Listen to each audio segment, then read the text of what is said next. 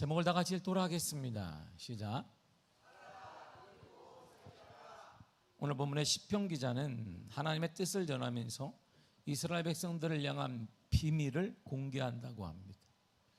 그 비밀이 뭐냐면 이 내용이에요. 2절을 쉬운 성경으로 한번 읽도록 하겠습니다. 시작. 내가 비유로 말하겠습니다. 옛적 일들, 비밀스러운 일들을 이야기해 드리겠습니다. 아멘. 옛날 일들에 대한 비밀이 있다고 합니다. 과거사에 대한 비밀이 있다는 거예요. 과거사라면 우리 떨리잖아요. 요즘에 과거가 있어. 그러면 뭔가 우리가 숨기고 싶은 일도 있고 자랑하고 싶은 일도 있을 것인데, 아마 과거에 대한 비밀인 거 보니까 이것이 나쁜 일인지 좋은 일인지는 정확히 모르겠습니다. 아무튼 옛날 일들에 대한 과거사에 대한 비밀이 있다라고 합니다. 그 비밀이 뭔가 보았더니 이스라엘 선조들에 대한 얘기예요. 이스라엘의 선조들, 지금으로 말하면 가문과 가문의 선조들의 이야기인데 비밀스럽게 닫혀진, 비밀스러운 신비롭게 닫혀진 그것들을 내가 말해주겠다고 본문이 말합니다. 그렇다면 여기서 말하고자 하는 비밀은 딱 두 가지입니다. 옛날에 사람들이 왜 축복을 받았는지, 그 옛날 사람들이 어떻게 저주를 받았는지 그 비밀을 내가 말해주겠다라는 거야. 그러니까 오늘 우리가 이 비밀을 들으면 축복의 길이 무엇인지, 저주를 받는 것이 무엇인지를 깨닫게 될 수 있습니다. 그러니까 선조들 전 세대들이 축복을 받은 이유와 저주를 받은 이유를 정확히 말해주겠다는 거예요. 그러므로 이스라엘 선조들이 축복받았던 일과 그 비밀, 그리고 반대로 말하면 저주받았던 일과 그 비밀에 대한 내용이 오늘 본문의 내용입니다. 그러니까 본문을 다 읽다 보면 이래서 하나님께 버림받았구나, 이래서 저 집안이 안 되는구나, 이렇게 하니까 그가 쓰임받고 잘 되어지고 형통하고 간증이 되는구나, 이것을 정확히 말해주겠다는 거예요. 그런데요, 더 놀라운 건 좀 이해되지 않는 부분을 또 말해요. 그 비밀은 비밀인데 다 알고 있다는 거예요. 다 알고 있는데 어떻게 비밀이지? 3절 한번 보겠습니다. 시작. 이는 우리가 들어서 아는 바요, 우리의 조상들이 우리에게 전한 바라. 아멘. 우리가 알고 있다는 거예요. 우리가 알고 있는데 그것이 비밀이라는 겁니다. 또한 그것은 우리 조상들이 전한 거라는 거예요. 계속 말해왔다는 거예요. 선조들이 계속 말해왔다는 것인데, 그런데 그것도 비밀이라는 겁니다. 그게 비밀이 되었다는 것이에요. 그런데 그 비밀은 어떻게 알게 되었을까? 선조들이 말해주었기 때문에 알게 되었다는 것이에요. 반대로 말하면 선조들이 말해주지 않았다면 그거는 영원한 비밀로 남는다, 이런 말이죠. 아무도 모른다, 이런 말이에요. 선조들이 말해주면 비밀이 아니지만 선조들이 말해주지 않으면 영원히 비밀로 남는다, 모른다는 거예요. 왜 축복을 받았는지 저주를 받았는지 축복된 인생을 어떻게 사는지를 모르더라, 이런 말입니다. 그렇다면 무엇을 말해 주었을까요? 얘들아 가면 이렇게 하면 성공한다, 공부를 하겠어, 강남 대치동에 가면 무슨 용한 선생이 있는데 거기 가면 떡하니 길이 열린다, 그럴 수도 있을 거예요. 그럴 수도 있을 거예요. 힘들 때마다 그 미아리곡에 가면, 거기 미아리곡의 3번째 줄에 가면 우측으로 가게 되면 거기 용한 사람이 있다. 갈까봐 얘기 안 해주는 거예요, 내가. 혹시 거기 가서 또 기껏 기도드리러 가서 3번째 줄에 뭐가 있다는데 그럴까봐 내가 얘기는 구체적으로 안 해주지만, 무엇을 말해 주었을까요? 1절을 보겠습니다. 시작. 내 백성이요, 내 율법을 들으며 내 입의 말을 귀를 기울일지어다. 하나님의 율법, 하나님의 말씀을 말해 주었다는 거예요. 하나님의 말씀대로 축복받는 일, 그리고 하나님의 말씀대로 저주받는 일에 대해 말해 주겠다는 것입니다. 여기서 알 수 있는 사실은 하나님의 말씀은 자동적으로 알게 되는 것이 아니라는 거예요. 태어났더니 하나님의 말씀을 알았네, 와, 길이 열렸나 봐, 하나님 역사를 하셨나 봐, 그게 아니라는 것입니다. 선조들이 말해 주어야 된다, 이런 말이죠. 사도 바울은 그래서 이렇게 말해 주고 있습니다. 로마서 10장 14절입니다. 시작. 그런즉 그들이 믿지 아니하는 일을 어찌 물으리요? 듣지도 못한 일을 어찌 믿으리요? 전파하는 자가 없이 어찌 들으리요? 아멘. 전파하는 자가 없는데, 말해주는 자가 없는데 어찌 듣겠느냐? 똑같은 원리 아니겠어요? 이게 엄청난 하나님의 비밀이 있는 거예요. 축복을 받는 것과 또 반대로 저주받는 것이 있는데, 그것을 말해주는 사람이 없다면 비밀로 남고 모른다는 것입니다. 말해주어야 깨닫게 되고 알게 된다는 거예요. 그러면 하나님의 말씀에 지금까지 전하던 어려운 비밀이 있습니다. 조상들이 자신에게 얘기했고 자기가 후손에게 얘기했다는 거예요. 이게 말씀이 그대로 내려오는 과정이에요. 되게 단순하잖아요. 그렇다면 전했던 내용을 구체적으로 무엇일까? 이런 말. 구체적으로 4절을 쉬운 성경으로 한번 읽도록 하겠습니다. 시작. 우리도 우리 자녀들에게 이렇게 말해줄 것입니다. 여호와의 찬양받으실 만한 행동들과 그가 행하신 능력과 기적들을 우리 자손들에게 알릴 것입니다. 자, 보세요. 여기 읽으면 우리도 자녀들에게 말해줄 것입니다. 그러니까 이 말이 뭘까요? 나도 들었다 이런 말이에요.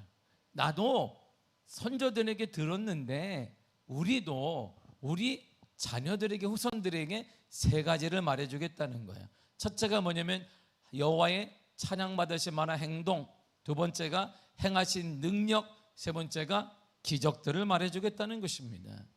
하나님의 찬양받으실 만한 행동, 이 땅의 창조주라는 것이에요. 빛이 있으라, 그러니까 빛이 생겼습니다. 인간의 창조주가 바로 여호와 하나님이 되십니다. 유일한 구원자가 여호와 하나님이 되십니다. 영원한 소망이 우리 여호와 하나님이 되십니다. 그래서 이 얘기를 해주겠다는 거예요. 이 얘기를 들어왔고 해주겠다는 거예요. 행하신 능력이 있습니다. 전쟁 중에 이스라엘 대적들에게 하나님은 대적하셨습니다. 그리고 이스라엘 백성들을 괴롭히는 자들을 하나님은 진멸하셨고 힘을 보여줬으며 능력을 보여줬습니다. 지금도 우리를 괴롭히고 있는, 믿음의 사람을 괴롭히는 그 대적들을 하나님은 이기시고 진멸하시고 길을 여시는 하나님이다, 이런 말이죠. 그 얘기를 들어왔고 그 얘기를 해주겠다는 거예요. 여러 개성을 무너뜨리기로 하시고 나만 장군의 불치병을 치유하기도 하시고 사르밧가브의 죽은 아들을 살리기도 하는 역사 능력이 여호와 하나님께 있는데 그걸 우리가 들었고 이제 우리 후손에게 말해주겠다는 거예요. 더 나아가서 기적들을 말해주겠다는 겁니다.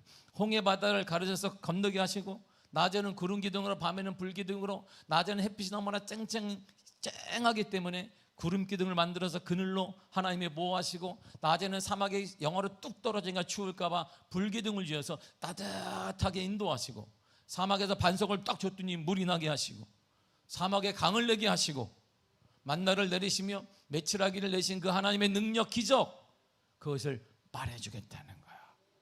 내 하나님은 크고 능 있고 힘 있어 못할 일 전혀 없네. 그 얘기를 하는 거야. 얘들아, 우리 하나님은, 내 하나님은 크고 능 있고 힘 있어 못할 일이 없단다. 이 얘기를 나도 들었으니 해주겠다는 것입니다. 어떻게 알게 되었다고요? 선진들, 전 세대들이 우리에게 전하여 주었기 때문입니다. 그래서 후손들 다음 세대가 알게 되었다, 이런 말이죠. 그런데 우리가 전하지 않게 되어지면 결과가 참담하게 일어납니다. 이런 결과가 일어나요. 10절과 11절을 읽겠습니다. 시작. 그들이 하나님의 언약을 지키지 아니하고 그의 율법 준행을 거절하며 여호와께서 행하신 것과 그들에게 보이신 그의 기이한 일을 잊었도다. 아멘. 세 가지가 일어나요. 하나님의 말씀을 지키지 않아요. 그리고 하나님 말씀 행하는 걸 거절해버려요. No, 세상이 난 거야. 재미도 없잖아. 정말 그 확신한 거야? 세상을 확실하거든, 돈은 확실하거든, 힘은 확실하거든, 성공은 확실한 거 눈에 보이거든. 근데 하나님의 말씀은 별거. 그리고 하나님의 기이한 능력을 잊어버렸어요. 하나님 이 땅의 주권자 맞는가? 하나님 무슨 주권자예요? 이 땅의 주인이 뭐예요? 이 땅의 주인은 이거거든. 돈이 힘이거든. 돈 앞에는 꼼짝 못하고, 정치인 암만 그래도 돈 앞에는 정치인도 꼼짝 못하거든. 돈이 있어야 정치하지. 돈이 힘인 거야. 만몬신이 지배하는 거야. 여호와 하나님이 지배. 기적은 무슨, 기적은 돈이 내는 거야. 이렇게 아이들의 머리에, 우리의 세대의 머리에 계속 주입되고 있는데 왜? 안 가르쳤으니까. 말해주지 않았기 때문입니다. 그러나 그럼에도 불구하고 하나님의 역사하시며 하나님의 기적을 행하시며 하나님의 능력을 행하시며 이 땅에 주 여호와 하나님이라고 가르쳐야 하는데 가르치지 않았다는 거예요. 사람들은 말해요. 시대가 너무나 어두워. 시대가 너무나 강박해. 누가 만들었는데요? 그렇게 말하는 우리가 만들었잖아요. 하나님의 말씀과 언약을 지키지 않았어요. 우리가 전하지 않으니까 말씀대로 살아가기를 거부했습니다. 그리고 하나님의 행하신 일, 우리에게 보여준 기적과 은혜를 잃어버렸어요. 하나님과 무관한 자가 된 거예요. 왜요? 듣지 못하기 때문이에요. 못했기 때문에. 전 세대, 우리 세대가 다음 세대에 전하지 않았기 때문이에요. 우리 세대가 전하지 않으면 다음 세대 후손들은 절대 주님을 알 수 없습니다. 하나님은 찬양받으실 하나님이고 하나님은 능력의 하나님이시며 그 능력이 크고 큰 거야. 하나님의 인간의 한계를 깨시는 기적의 하나님이시고 지금도 그 하나님의 역사의 주인공이 되신다. 하나님은 지금도 일하신다. 얘기해야 하는데 그들은 관심 없잖아요. 왜요? 우리예요. 왜 그러면 전하지 않았을까요? 이런 거지. 왜 전하지 않았을까? 그 22절도 이렇게 말합니다. 21절 읽겠습니다. 시작.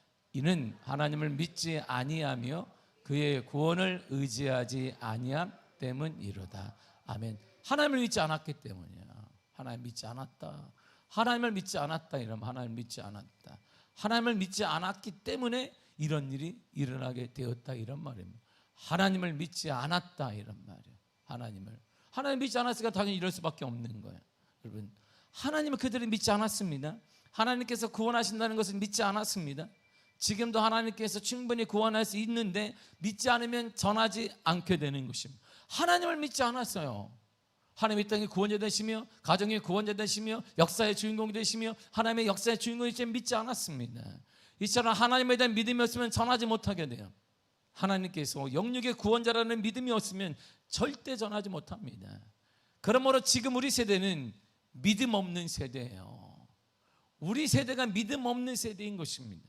히브리 11장 6절에 보면 믿음이 없이 하나님을 기쁘시게 못한다고 했는데 결국 우리 세대는 하나님이 기뻐하지 않는 미워하는 세대라 이런 말. 우리 세대가 지금 저와 같은 우리 세대는 하나님이 미워하는 세대예요.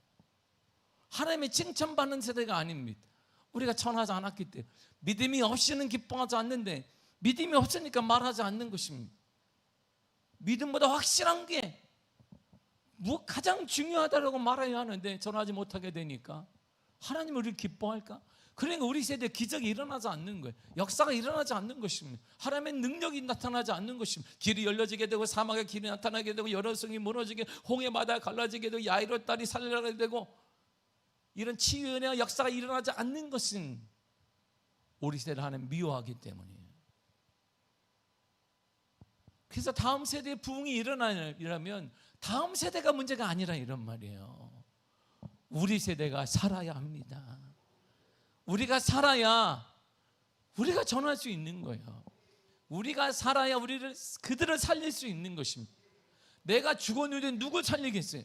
죽은 시체한테 얘 자녀를 살려라 이런 말이 어디 있습니까? 사람이 죽어 있는데 자녀는 살려라 죽은 자야 이렇게 말하는 건 바보 아니겠습니까?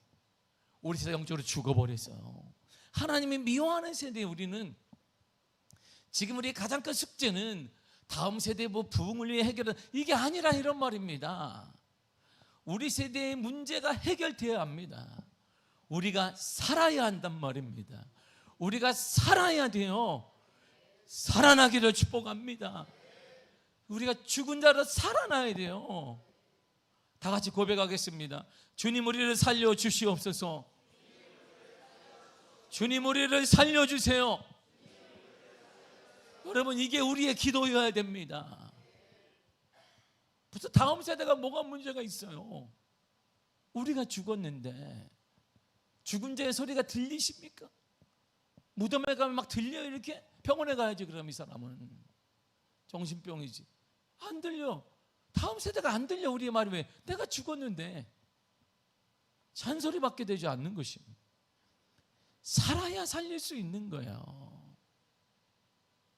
우리 세대 지금 우리의 모습이 죽은 마른 뼈 같은 상태라 할지라도 주님은, 근데 주님께는 충분히 살릴 수 있는 힘이 있습니다. 하나님은 죽은 이를 향해 이렇게 명령하십니다. 에스겔 37장 5절입니다. 시작.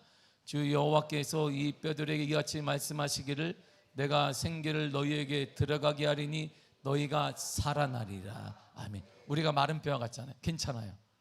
하나님은 우리에게 명하십니다. 하나님은 너무나 간절히 원하십니다. 우리 세대요, 살아나기를 축복합니다. 살아나야 합니다. 그래야 다음 세대가 살아요. 너희는 살아야 돼. 백날 얘기하면 살지 않습니다. 내가 죽었는데 어떻게 살아나겠어요? 예수님도 마른 뼈와 같은 죽음에서 그분이 직접 살아나셨습니다. 마가복음 10장 34절입니다. 시작. 그들은 능욕하며 침뱉으며 채찍질하고 죽일 것이나 그는 3일 만에 살아나리라 하시니라. 아멘. 죽었어요. 예수님은 죽었는데 죽은 가운데 살아나셨습니다. 우리의 모델이잖아요, 주님은. 그리고 예수님은 죽음을 향해 이렇게 명령하셨습니다. 요한복음 11장 23절입니다. 시작. 예수께서 이르시되 내 오라비가 다시 살아나리라. 아멘. 걱정하지 말아라. 마리아의 마르다에 걱정하지 말아라. 나사로가 살아나리라. 다시 살아나리라 그랬단 말입니다. 우리가 살아야 합니다. 어떻게 살아날 수 있을까요? 요한복음 5장 25절이 이렇게 말해주고 있습니다. 시작. 진실로 진실로 너희에게 이르노니 죽은 자들이 하나님의 아들의 음성을 들을 때가 오나니 곧 이때라. 듣는 자는 살아나리라. 아멘. 들어야 살아요. 말씀에 반응한 자가 산다 이런 말입니다. 말씀대로 살아가는 자가 살아나는 것입니다. 반응하시길 바랍니다. 말씀에 반응해. 죽은 자들의 말씀에, 죽은 자는 말씀에 반응하지 않아요. 그럼 다시 우리가 말씀에 반응해야 합니다. 그래서 살아나야 돼요. 살아내야 합니다. 더 이상 머뭇거리지 말고 더 이상 말씀을 재지 말란 말입니다.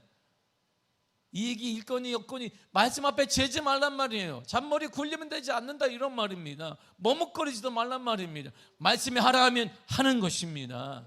하지 말라 하면 안 하는 것입니다. 그래야 살아나요. 그래야 살아나고 그래야 우리가 후손들을 살릴 수 있다 이런 말이에요. 우리 교회 50년 됐습니다. 50년 돼서 우리가 꿈과 소원은 적기를 하는 것은 제가 요즘 가장 원하는 교회가 이런 교회, 주님이 원하시는 교회가 되기를 원하기 때문에 주님 이런 교회가 되겠습니다. 사람들 향해 외치려고 한 게 아니에요. 주님 이런 교회가 되겠습니다. 이런 교회를, 주님이 원하시는 교회를 후손들에게 만들어주고 싶은 거예요. 그게 유일한 꿈이에요. 그게 우리가 죽었는데 어떻게 살릴 수 있어요? 아무리 힘들고 때로는 이해가 되지 않더라도 말씀대로 살아내야 합니다. 그 방법이, 그 방식이 시대착오적이고 시대에 뒤떨어진 멋없는 방법이라 할지라도 그래도 말씀대로 살아가야 합니다. 저는 가끔 이런 말을 들어요. 당 목사님, 뭐 이미지도 그렇고 뭐 유학도 했는데 신앙이 아주 투박한 것 같다는 거예요. 저한테 투박한 사람 같다는 거예요. 그리고 좀 나쁜 말을 쓰면 무식한 것 같지 않냐 나한테 얘기를 해요. 그럴 수 있습니다. 투박합니다. 저는 왜요? 말씀대로만 살기 때문에, 말씀대로 선포하고. 그래서 여러분, 우리 성도들 적응이 됐지만 다른 교회 성도들이 이 설교를, 제 설교를 들으면 팍팍 찌른다 그래요. 이렇게 우리는 뭐 할렐루야, 뭐 찌를 것도 없어, 다 찔려가지고 이제 뭐 누가 반응도 안 하지만 투박하지 않냐 그러는데, 너 투박할 만큼 적지 않게 배웠어요. 내가 투박한 게 아니에요. 말씀대로 살아가고자 하는 거예요. 이 시대에도, 이 강팍한 세대에도 말씀은 통하고 말씀을 믿기 때문에 그대로 살아가는 것이 제 신앙의 본분이고 목자의 본분이라고 믿기 때문인 것이에요. 제가 타협하면 여러분들 저 뒤에가 있단 말이에요. 저는 타협이 될 수가 없는 거예요. 하나님 말씀 앞에 어떠한 타협도 용납되지 않는 것이. 미국에서 목회할 때 LA 스타일 목회가 있어요. LA 스타일 목회는 괜찮은 거야. 다 주일성사 괜찮아. 주일성사 안 해도 11잔도 괜찮은 거야. 왜? 안 괜찮. 똑바로 하세요. 그러면 건물 한 건물에 교회가 7개가 있어.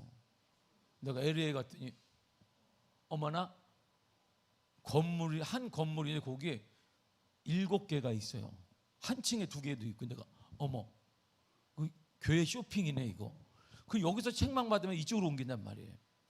여기서 책망 받으면 밑으로 가고, 어디서 책망 받으면 꼭대기로 가고.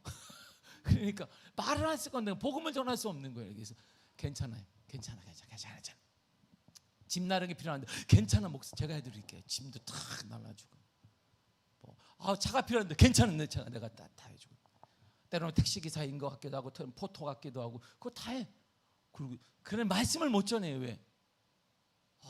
뭐 찔렀어. 그러면 찔르고 다음 날이면 다 옆 교회가 있네. 인사는 이렇게 했는데 옆 교회가 있어. 이게 LA 스타일이에요.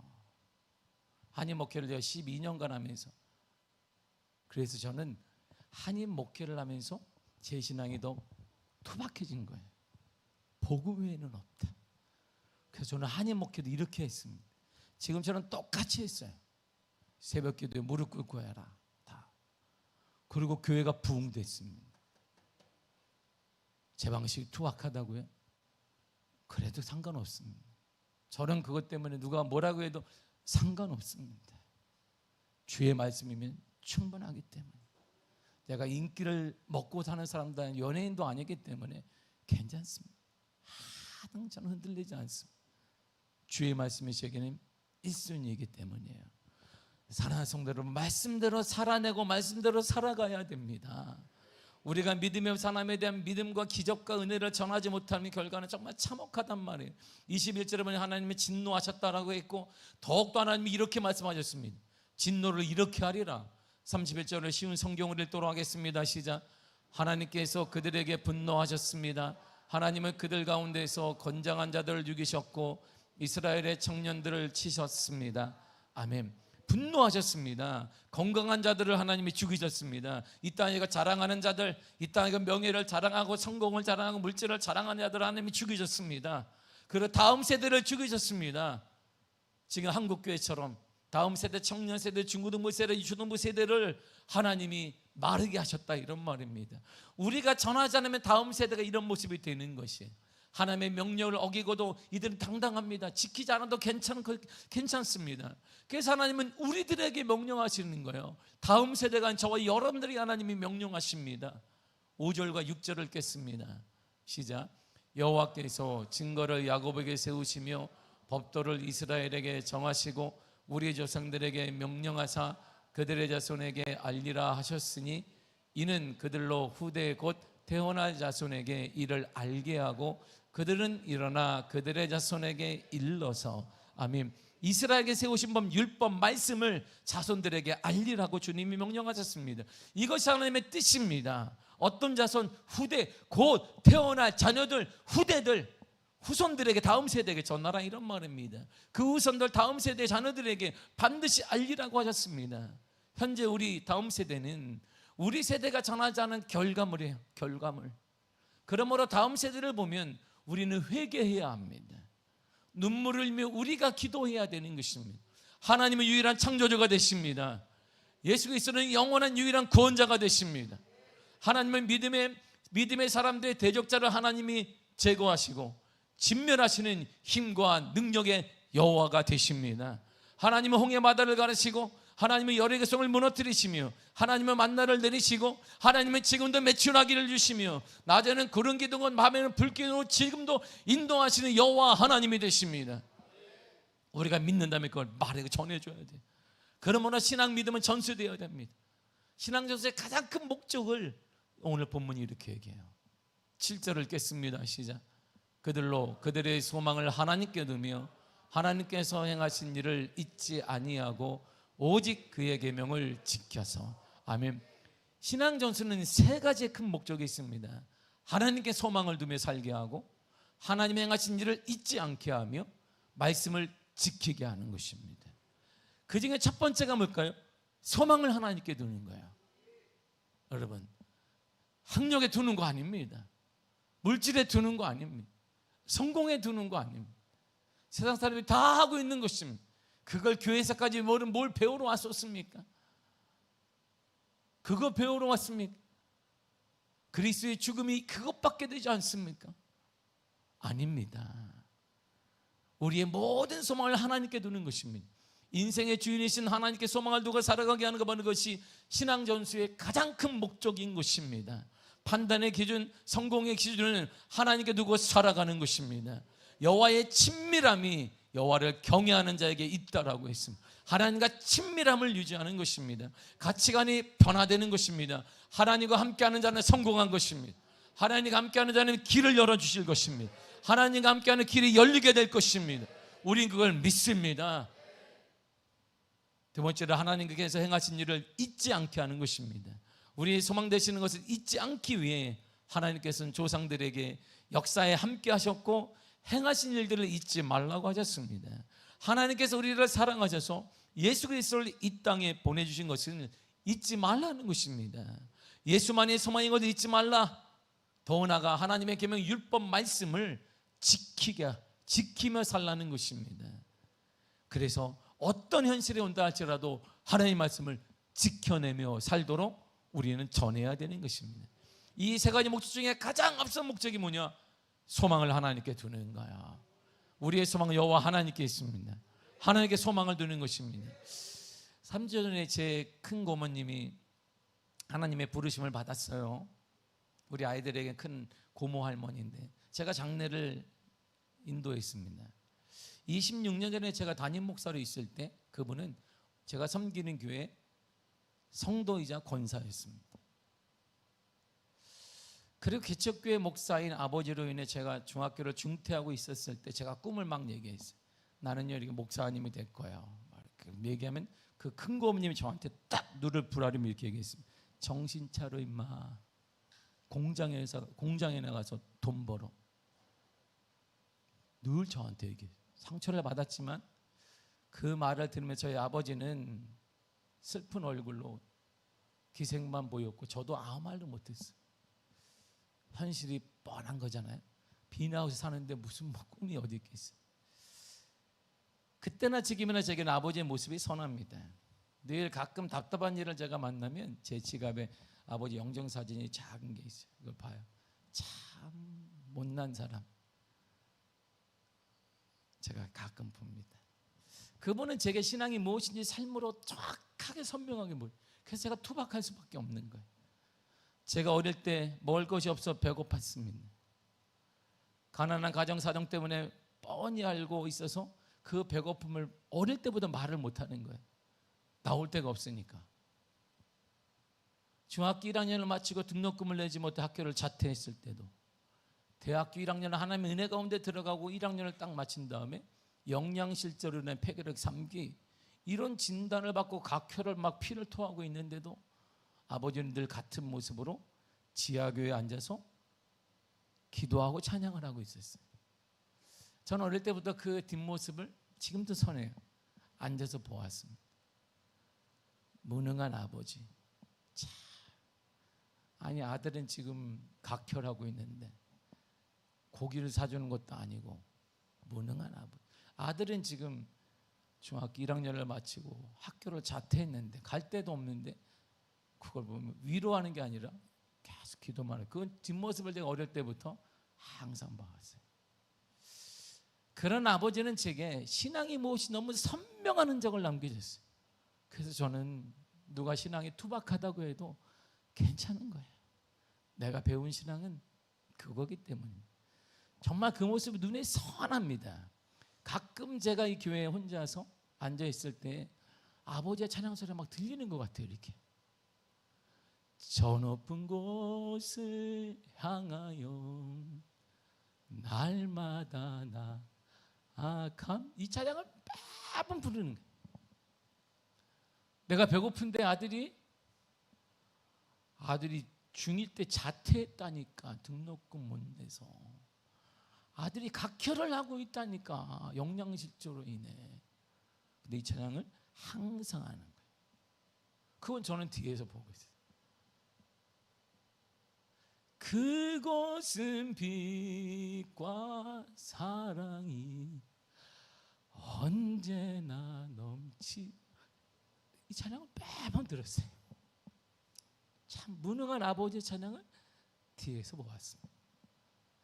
말로 표현할 수 없는 가난과 현실 속에서 늘 찬양하는 아버지의 모습이 제게 선명한 거예요. 그래서 저는 배운 게 그래서 하나밖에 없습니다. 인생의 참된 소망은 하나님 외에는 없다. 이게 제 신앙이에요. 그리고 하나님께만 영광이 되면 모든 일을 할 수 있다. 내가 손해가 나도 내 출세길이 막혀도 하나님께만 영광이 된다면 나는 다 할 수 있다. 그래서 남들이 제게 그렇게 미국 생활도 하고 목회도 오래 했는데 이렇게 투박하냐 그러는데 괜찮은, 내 신앙은 그거예요. 하나님의 일만 되면 되는 거예요. 나는 내가 뭘 차리든 유익을 얻든 그건 내게 관심이 없습니다. 딱 하나, 하나님의 일만 되면 된다. 나를 통해. 이게 작은 신앙이에요. 얼마를 주든 받든 저는 관심 없어요. 나를 통해 하나님의 일만 되면 되는 거다.